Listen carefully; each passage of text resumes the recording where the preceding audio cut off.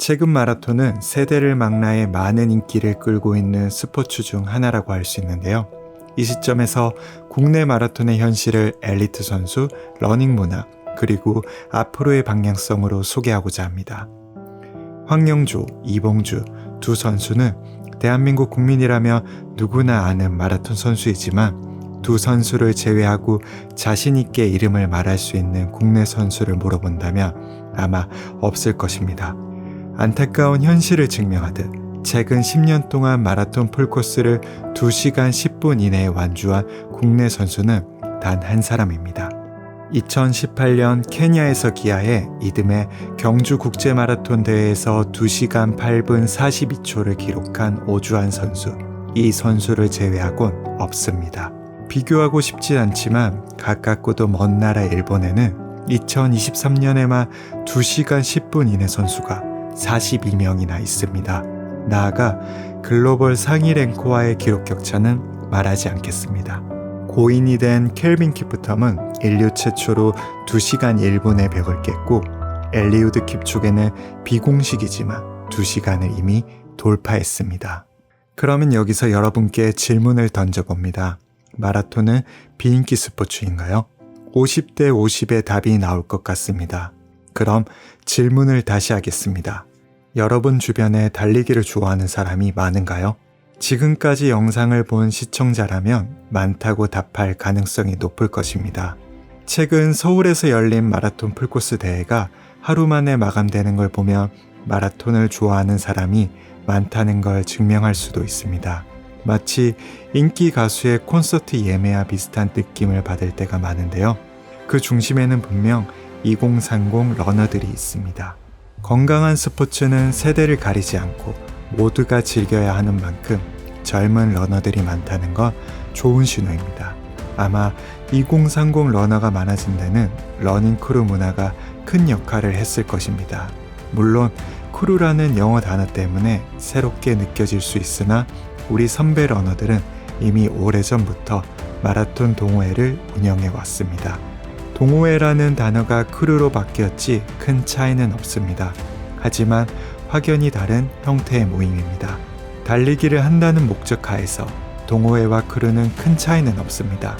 다만 러닝 크루는 소셜 플랫폼에 자신의 달리기를 기록함에 있어서 차이가 있습니다. 이렇게 기록하는 소셜 컨텐츠들이 누군가에게 영감을 주게 되고 영감을 받은 이는 달리기를 첫 시작하게 되고 그리고 자신의 한계에 도전하게 됩니다.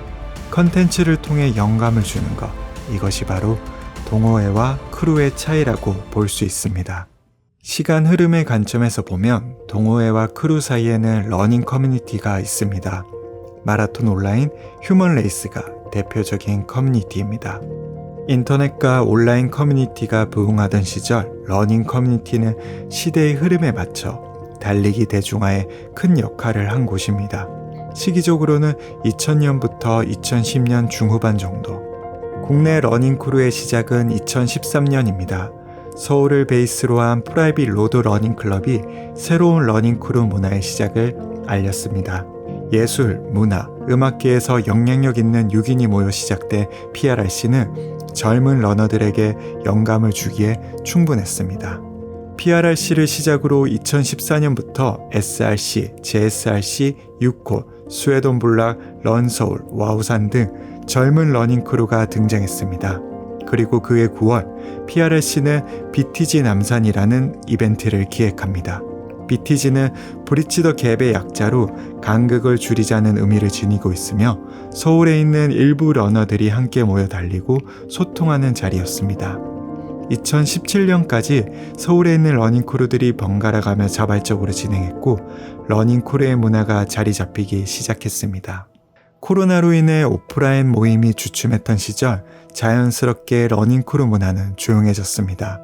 5인 이상 집합 금지 방역 수칙 시행으로 인해 새로운 소규모 러닝 크루 형태가 생겼습니다. 그리고 이러한 소규모 러닝 크루는 자연스럽게 늘어났습니다. 코로나가 끝난 후 소규모 러닝 크루의 규모가 커지면서 이제는 전국적으로 지역의 특색을 지닌 여러 러닝 크루가 운영되고 있습니다. 다시 한번 질문합니다. 마라톤은 비인기 스포츠인가요? 선수의 관점에서 보면 그럴 수도 있겠지만 생활체육인의 관점으로 보면 아니라고 할 수 있습니다. 선배 러너들이 오랜 기간 꾸준한 마라톤 대회 참여로 인해 크고 작은 마라톤 대회가 전 지역에서 개최되고 있고 마라톤 동호회, 러닝 커뮤니티, 러닝 크루 순으로 흘러가는 시간 속에 러닝 에티켓도 조금씩 다듬어지고 있습니다. 과거에는 러너스 월드, 런시티와 같은 매거진에서만 러닝 소식을 전했으나 두 매거진이 폐간한 이후에도 러닝 유튜브 채널, 러닝 커뮤니티, 블로그 등에서 해외 및 국내 러닝 소식을 공유하고 있습니다. 그리고 마스터즈 러너들의 기록도 수준급입니다. 그럼 이제 우리 러너가 해야 할 것은 무엇일까요? 사실 답은 없습니다. 우리는 그저 각자의 위치에서 꾸준히 달리기만 하면 됩니다. 그리고 시대적 흐름에 맞춰 달리기를 사랑하고 자신이 할 수 있는 선에서 도전하고 실패하고 이야기를 만들어가면 됩니다. 지금은 아니지만 조금 더 시간이 지나면 새로운 패러다임으로 인해 과거에는 할 수 없었지만 미래에는 할 수 있는 무언가가 생길 것입니다. 그 무언가가 국내 엘리트 선수의 풀코스 2시간 이내 돌파일 수도 있습니다. 마라톤을 한 번이라도 뛴 사람은 알 것입니다. 자기 페이스를 유지하는 것은 중요합니다. 오버 페이스는 금물입니다. 대한민국 마라톤, 러닝 문화의 페이스가 지금의 수준이라면 우리는 지금의 페이스를 유지해야 합니다. 그리고 꾸준히 달리다 보면 어느 순간 페이스의 변화가 찾아올 것입니다. 그렇다고 드라마틱한 가속은 없습니다. 조금씩 변화하는 것입니다.